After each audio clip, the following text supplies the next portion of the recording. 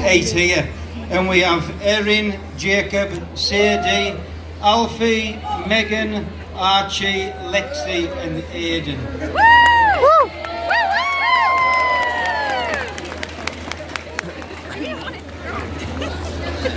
One thing with the lights, I really do hope that people from outside of Cockermouth do come back to Cockermouth once all this stage is gone and just see the lights in all the glory, because they really are fantastic. Very, very proud of them we are.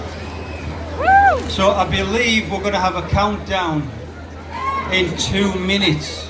So if you could just take part in the countdown, and we're going to have something. And then Building Giants are next.